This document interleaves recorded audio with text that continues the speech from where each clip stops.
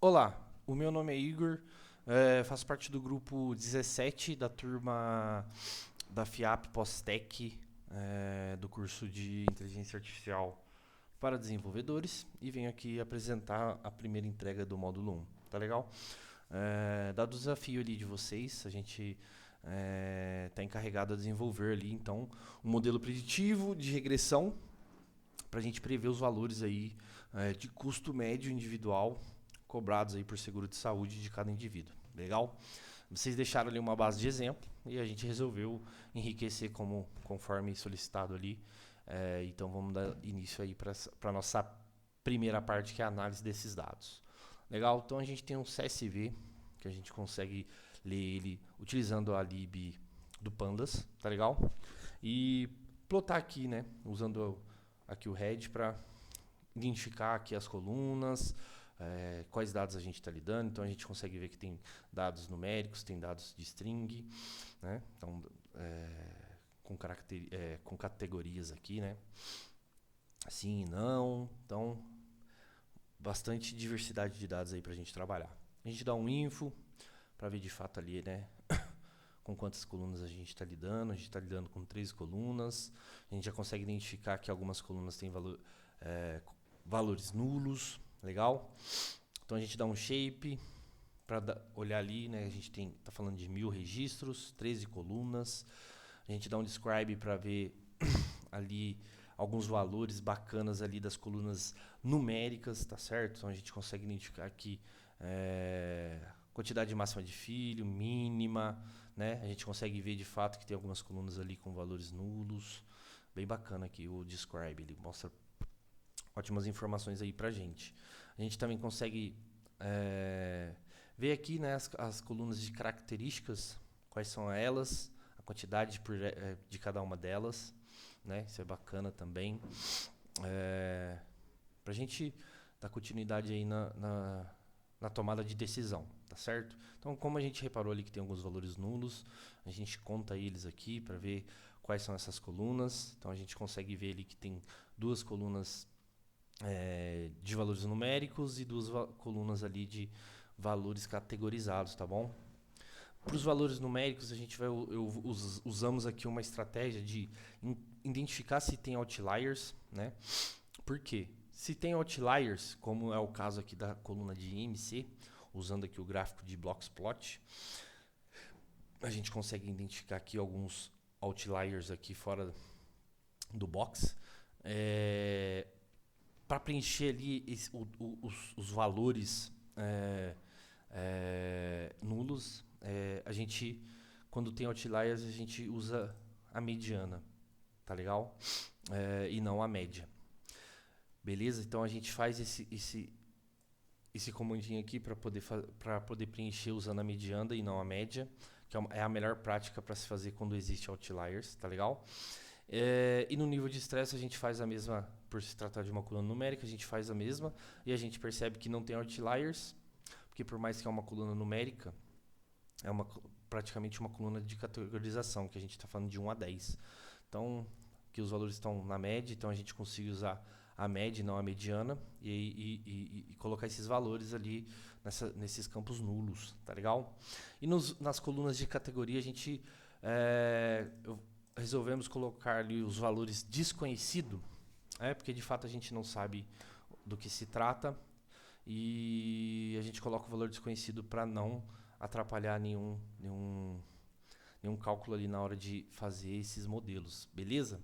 A gente faz um count de novo aqui, a gente consegue ver que então os nossos fios aqui nesses campos nulos funcionou bem, então tá todo mundo com nenhum nulo aqui agora, então a gente consegue dar continuidade, beleza? A gente consegue ver a frequência de categorias aqui nas colunas que foram feitas, então a gente tem aqui 50, né, bonitinho, bacana para ver que isso funcionou de fato. Então, a partir de agora a gente vai começar a trabalhar em cima desses dados. Legal? Então a gente identifica aqui as colunas de categoria. Então vamos fazer um label encode em algumas delas aqui, entre 0 e 1, que são as mais fáceis, né? No caso gênero, fumante, sim, não. Então a gente consegue já fazer isso. E usar também a Hot Encoding, que é um outro meio de categorizar esses números numericamente, que é criando outras colunas, né? A gente pode perceber aqui, ó, região Nordeste, e aqui ele trabalha esse true ou false aí. Legal? Beleza. Por que a gente faz isso? Para a gente conseguir colocar todo mundo na mesma escala. Então a gente utiliza aqui é, essa lib aqui do Skin Learning aqui para poder colocar todo mundo na mesma escala, criar um novo então data frame para que a gente consiga trabalhar com esses valores na mesma escala e nossos modelos serem mais assertivos. Então, a gente consegue olhar aqui que agora todos os valores estão numéricos na mesma escala e aí a gente consegue fazer algumas análises aqui mais profundas, né? Que é a correlação entre eles. Aqui a gente mostra só as mais importantes, né? Para não ficar muito poluída, né? Então a gente consegue identificar aqui que a mais que tem correlação ali com os encargos é a fumante, a idade, IMC, pressão alta, colesterol. Então, como se trata de saúde, a gente consegue de fato ver que isso aqui realmente está atrelado à alta dos valores hoje em dia. Isso é uma realidade, né? Bacana. E as que estão menos relacionadas, isso também é legal, né? Então, esses aqui são os valores negativos. E aí aqui a gente consegue também fazer um gráfico, né? Para ver a distribuição dos encargos e ver, né, que a gente consegue reparar que esses encargos ele tem ali uma certa coerência nesses dados, né? Ele tem uma média, não tem uma discrepância de dados. Ele tem de fato uma média bem perto ali, né? Não são dados discrepantes com extremidades. Legal? Então a gente cria aqui nossos treinos, né? Divide ele em 80-20. Tá? Para poder aplicar aqui nossos modelos. A gente trabalhou com 3, fez um cálculo de resíduo aqui no final para a gente comparar os valores, tá certo? Então aqui é a primeira parte da nossa apresentação, que é a análise de dados. E agora a gente começa de fato a fazer a nossa regressão linear, tá legal? Então a gente aqui cria o modelinho bonitinho, faz o fit, tá legal? Faz o predict dele, e aí para ver o que foi criado nesse predict, a gente faz os cálculos aqui das médias, né, do R ao quadrado, e aí a gente consegue ver um valor aqui de 0,1. Pô, isso aqui é muito interessante, né? A gente está bem perto de um valor razoável para um modelo, né? Então a gente, para ver esse valor visualmente, a gente pode usar um gráfico aqui, né? Então tá vendo? Aqui a gente tem uma linha pontilhada. E os valores aqui, eles estão bem acompanhando essa previsão, né? Estão bem perto dessa linha. Isso é muito bom, ver que de fato, a nossa regressão linear funcionou bem. Legal? Nossa árvore de decisão aqui agora, que é um outro meio que a gente utilizou para fazer comparações, né? Então, a gente cria aqui, então, uma árvore de decisão aqui de regressão, né? A gente coloca aqui uma profundidade de 5 e para agrupar 10, no mínimo 10, tá legal? O random state aqui todo mundo já sabe. E aqui o mínimo de erro possível, né? Que ele vai aplicar ali naqueles cálculos que ele vai fazendo conforme ele vai respondendo as perguntas. E aí a gente usa o mesmo train, o X-train, o Y-train para poder fazer o fit da árvore. E o predict, né? Então a gente roda o predict, calcula os erros, mesmo cálculo de erros que a gente fez ali para regressão linear, e a gente consegue ver que o resultado aqui foi abaixo do primeiro exemplo que a gente teve. Aqui no gráfico de regressão linear a gente consegue identificar que os pontos eles estão mais perto. Então de fato foi muito bom, né?